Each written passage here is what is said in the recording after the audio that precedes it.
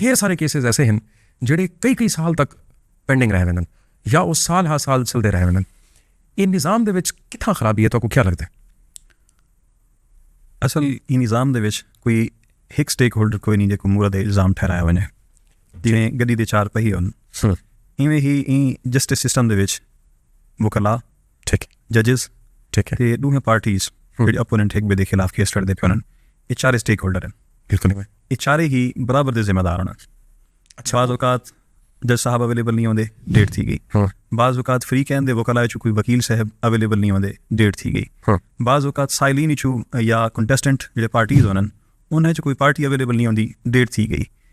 ਤੇ ਅਕਸਰ ਔਕਾਤ ਜਿਹੜੀ ਪਾਰਟੀ ਫਾਇਦਾ ਚਾਹੀ ਖੜੀ ਹੁੰਦੀ ਹੈ ਤੇ ਉਹ ਸਮਝਦੀ ਹੈ ਕਿ ਕੇਸ ਦਾ ਫੈਸਲਾ ਮੇਰੇ ਖਿਲਾਫ ਆਇਆ ਤੇ ਇਹ ਜਿਹੜਾ ਫਾਇਦਾ ਮੇਰੇ ਕੋ ਹਾਸਿਲ ਥी ना पे ਇਹ ਮੇਰਾ ਬੰਦ ਥੀ ਵੈਸੀ, ਤਾਂ ਉਹ ਕੇਸ को ਤਾਖੀਰ ਦੇ ਹਰਬੇ ਇਸਤੇਮਾਲ ਕਰਕੇ ਮਜ਼ੀਦ ਤਾਖੀਰ ਦਾ ਸ਼ਿਕਾਰ ਕਰਿੰਦੀ ਹੈ। ਅੱਛਾ, ਉਹਦੇ ਵਿੱਚ ਡੈਫੀਨੇਟਲੀ ਵਕਲਾ ਵੀ ਜ਼ਿੰਮੇਦਾਰ ਹੋਣ ਤਾਂ ਮੁਖਤਲਿਫ ਅਵਾਮਿਲ ਜਿਹਦੀ ਵਜ੍ਹਾ ਤੋਂ ਇਹ ਕੇਸਿਸ ਤਾਖੀਰ ਦਾ ਸ਼ਿਕਾਰ ਥੀ ਐਜ਼ ਏ ਹੋਲ ਸਾਰਿਆਂ को अपना रोल प्ले करने की जरूरत है ਤਾਂ ਮਨ ਕੇ ਕੇਸਿਸ ਜਲਦੀ ਡਿਸਪੋਜ਼ ਆਫ ਥੀ ਸਨ। ਅੱਛਾ, ਮੈਨੂੰ ਇਹ ਦੱਸੋ ਜਿਵੇਂ ਤੁਸੀਂ ਦੱਸਦੇ ਪਿਓ ਕਿ ਇੱਕ ਫਰੀਕੈਨ ਜੇ ਕੋਈ ਫਾਇਦਾ ਪਹੁੰਚਦਾ ਪਿਆ ਹੁੰਦੇ ਔਰ ਉਹ ਵਲਿੰਗਰਾਨ ਕਰਨੇ ਕੇਸ ਕੋ ਕਾਨੂੰਨ ਵੀ ਤਾਂ ਕਿਥੇ ਨਾ ਕਿਥੇ ਆਪਣਾ ਆਪ ਮਨਵੇਂਦੇ ਕੋਈ ਨਾ ਕੋਈ ਤਾਂ ਰਸਤਾ ਹੋ ਸੀ ਕਿ ਉਹ ਜਿਹੜਾ ਦੂਜਾ ਫਰੀਕ ਹੈ ਜਿਹੜਾ ਪਹਿਲਾ ਫਰੀਕ ਲਿੰਗਰਾਨ ਕਰਨਾ ਵੈ ਉਹ ਕਿਥੇ ਹੀ ਪਕੜ ਗਏ। ਬਿਲਕੁਲ ਕਾਨੂੰਨ 'ਚ ਐਸੀ ਕਦਗਨ ਤਾਂ ਮੌਜੂਦ ਹੈ ਲੇਕਿਨ ਉਹਦਨ ਕਿ ਕਾਨੂੰਨ ਮੋਮ ਦੀ ਨਾਕ ਹੈ, ਮੋਮ ਦੀ ਨਾਕ ਹੈ ਇਹ ਜਿਹੜੇ ਪਾਸੇ ਮੋੜ ਗਏ ਨੂੰ। ਅੱਛਾ, ਤਾਂ ਉਹ ਰਿਆਇਤਾਂ ਅਦਾਲਤਾਂ ਆਪੇ ਕੱਢ ਗਈਆਂ। ਅਦਾਲਤ ਵੀ ਮਜਬੂਰ ਹੁੰਦੀ ਹੈ। क्या मजबूरी होंगी अदालत को? अदालत का जो काम है मिसाल का अदालत का जो काम है वो तो इंसाफ को टाइम के उत्ते देवना होंगे एक आम आदमी को। जस्टिस डिलेड जस्टिस डिनाइड, अगर तुम लेट करने पे तो मतलब आम आदमी तो पीछे रुल गया ना। बिल्कुल नहीं, मैं जस्टिस डिले थी की वजह तो आम आदमी ही रुलता पिया होंगे, लेकिन रोलण के दूजे आम आदमी का अपना हथ होंगे तो उन्हें सिस्टम की कमजोरियां का फायदा चाहिए है। मिसाल तौर पर सिस्टम की कमजोरियां, हाँ मिसाल इलैबोरेट करें। बिल्कुल, मिसाल तौर पर जो बंदा डिले करके फायदा चाहना चाहते जज को तो नहीं पता ना कि ये जरा बंदा आके डेट मंगता पे रोंदा पे कि जनाब सारी फौतगी थी गई है या मेरे फलाने गवाह की फौतगी थी गई और नहीं आ सका। फौरी तौर पर जज साहब की पोजीशन नहीं होंगे कि उनको आके सही तू हुणे डेथ सर्टिफिकेट है ना मेरे को लिखा, ठीक है, तो वो मौके की डेट तक है ना, ठीक है, अगली डेट तो कोई हो जा बिया बहाना कर रहे एग्री कितना कोर्ट भी उन बंदे को देते हुए कि यार उनका ये मसला भी मे भी जेन्युइन हो, वो थोड़ा जिहा रियायत देंगी, जबकि बिया बंदा रियायत का नाजायज़ फायदा चाहता पिया होंगे। जरा वो है भी देखो एक जो जज बैठा होंगे कम अज़ कम उनको इतना तो सेंस होंगी है एक केस की जो उनके कोल चलता पिया होंगे कि अगर वो एक फरीक एक दफ़ा उतों निकलते छुट्टी गिन गिनते वत अगली दफ़ा गिनते वत अगली दफ़ा जज इतना अंडरस्टैंड कर गिनते कि वो हैबिचुअल है, उतना जज क्या कर सकते? उतना बिला फिर उनका राइट क्लोज कर देंगे जज, जवाब दावा है तो उन्हें राइट क्लोज कर देना।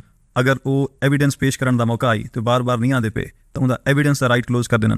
अगर वही पार्टी ने गवाहों से जरा करनी है तो बार बार बहाना करके डेट गिनते पे तो 4 मौके देने के बाद कोर्ट उनका राइट क्लोज कर देंगी है। लेकिन इशू ये है इतना चूंकि सारा सिस्टम हर फैसले के बाद अपील का फोरम होंगे, वो उनका राइट 3-4-5 पेशियां ज़ाया करके राइट क्लोज करा गया फौरन उतली कोर्ट बन के अपील की थी या निगरानी दायर की थी, उतों जनाब बन के रिलीफ गिन के आ गया। अच्छा, वो चूंकि आर्जी तौर पर उतों उतली कोर्ट तल्लू की प्रोसीडिंग को स्टॉप कर दी है, बाज़ औकात वो प्रोसीडिंग रुक गई, उत्ते चूंकि स्टे होंगे तो उत्थां भी स्टे दे विच 2-4 पेशियां जनाब में उफरीक हैं। मेरा इतना एक छोटा जिहा सवाल है, जिहड़ी लोअर कोर्ट्स होंगे जदा उत्थों कोई बंदे को जमानत नहीं मिलती फॉर एग्जांपल तो वो उत्ते अपील आते करेंगे, बिल्कुल क्या कंपिटेंसी का फर्क आंदा पिया होंगे? तलवा कोल उतला ज़्यादा कंपिटेंट होंगे? इहदे च कंपिटेंसी तो ज़्यादा साडे सिस्टम की वाली वक्त खराबी है।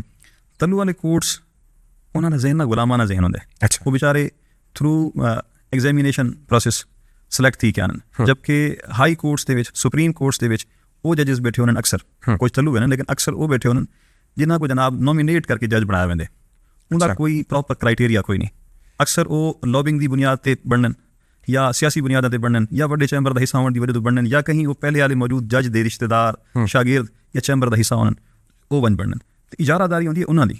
ये हाई कोर्ट भी इवें होंगे? ये हाई कोर्ट तो होंगे सही, सुप्रीम कोर्ट जितों हाई कोर्ट जज बनन वो जज होने ਜਿਹੜੇ लॉबिंग की सूरत सियासी बुनियादों पर कहीं बड़े चैंबर का हिस्सा होने की वजह तो या कहीं जस्टिस के करीबी होने की वजह तो जज बन लगते हैं, वो वाल थोड़े सीनियर थी होने के बाद सुप्रीम कोर्ट उन्होंने कोई एलिवेट किया वेंदे, यानी फेवरेटिज्म इत्थां भी फेवरेटिज्म है इहदे विच तब्दीली की जरूरत है। तो वो जिहड़े ना बेसिकली सुपरवाइज करने पे उन्होंने तलवी यूरिस्टी को तो कुछ उन्होंने ना म्यार सैट कर दिते, कुछ पैरामीटर सैट कर दिते जिसकी वजह तो तल्लू वाली जुडिशरी कोई बहादुराना फैसले नहीं कर सकती।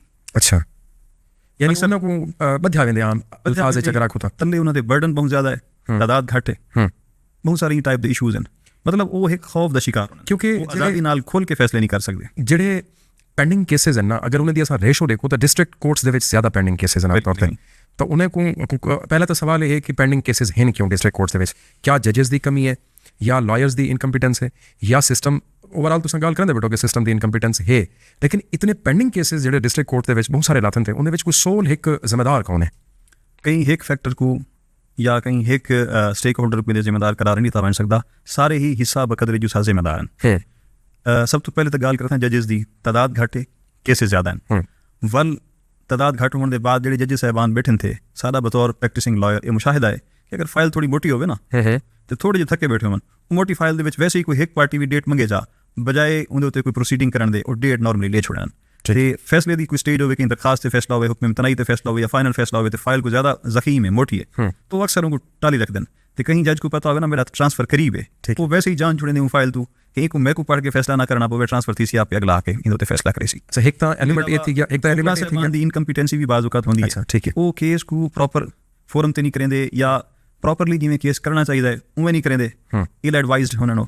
ठीक है, इनकम्पिटेंसी की वजह तो कुछ ई वजह तो भी केसेस जज कोई समझ नहीं आता मैं क्या करा, वो मैटर लिंगर ऑन ही थी रहंदे। हालांकि लॉ याद है जे टाइम केस फाइल थी वे जज को हूँ टाइम ही एवेलुएट करके उनको असेस करके बनता होवे प्रोसीडेबल होवे तो अगर चलावे, नहीं तो उठाई ही रिजेक्ट कर लेवे, रिटर्न ऑफ क्लेंट कर लेवे, मतलब मुख्तलिफ प्रोसेस दसे गए डिस्पोजल दे। लेकिन जजेस साहबान नॉर्मली वो करेंदे कि जिवें केस दायर थींदे फौरन जनाब प्रोसीजरल तरीके नाल ऑटोमैटिकली मैकेनिकली आकर नोटिस कर छोड़ो।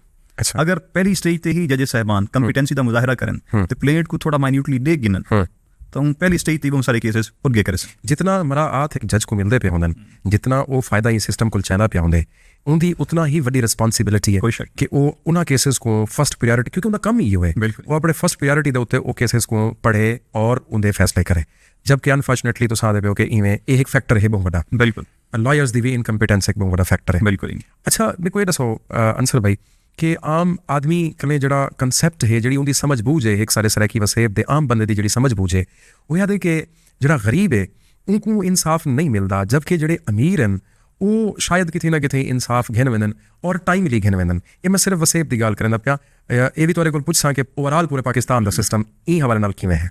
वैसे तो ओवरऑल पूरे पाकिस्तान में हाल ही हुई है, लेकिन वसेब का हाल कुछ ज़्यादा ही बुरा है। पाकिस्तान में रूल ऑफ लॉ की सूरत हाल कहीं भी कोई मिसाली कोई नहीं रही।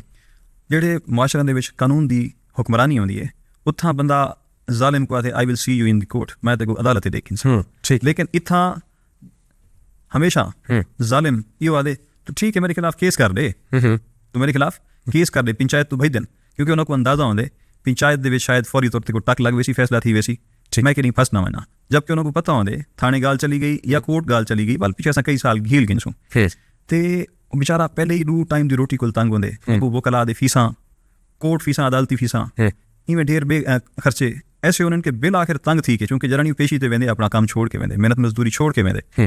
सारे जस्टिस सिस्टम दे विच अखराजात इतने हैं, लिंगर ऑन केसेस को इतना कीता वेंदे, लंबे इतने थी वेंदे कि बेचारा गरीब आके वैसे ही पिस वेंदे। ये वजह तो मैं समझदा कि सारे जस्टिस सिस्टम दे विच गरीब वास्ते बड़ा मुश्किल है इंसाफ घिन सकना। तो मैं ये गल मेरी नोट करे सो पाकिस्तान दे सिस्टम जस्टिस सिस्टम को मैं जस्टिस सिस्टम समझदा ही नहीं। ठीक है, ये तो जस्टिस कोई नहीं मिलता पिया। ये बड़ी शॉकिंग गल है, जबकि एक आम आदमी ता वड्डी हद अदालत को देखदे अल्फाज से गौर करे सो जी इथों जस्टिस कोई नहीं मिलता पिया, इथों इंसाफ कोई नहीं मिलता पिया, इथों माड़ा मोटा रिलीफ मिल वेंदे। अच्छा, ये मिसाल तौर ते तोरा कोई हाथ ते जख्म ला देवे, इंसाफ ता है कि अगले दे हाथ ते भी जख्म लाया वने, ठीक है, हूं टाइप दा ही बिल्कुल। लेकिन इथा काफी अरसे बाद कुछ तोरे उतना ऑइंटमेंट ला दी थी दवाई ला दी इको सुकून आवे ने, मरहम पट्टी इको साने रिलीफ थोड़ा सुख दा साह को अगले को आ गया। लेकिन जस्टिस सिस्टम दे विच इंसाफ कोई नहीं मिलता, थोड़ा बहुत कहीं स्टेज ते बन के सुख दा साह बाज़ औकात मिलदा, वो जेड़ा सुख दा साह मिलदे वो गरीब को तवती ना मिलदा, उसी वो भी ही सूरत मिलदे कि वो काफ़ी अरसा फेस कर सके, काफ़ी अरसा मुश्किलात को बर्दाश्त करे, सबर नाल चलदा रहे, कहीं स्टेज ते बन के मिलदा। क्या तुसां इन तरह दे केसेस भी डील कीते जिहदे विच केस भी चलदा पिया होवे ते मुद्दई कुटी ने खड़े होवन?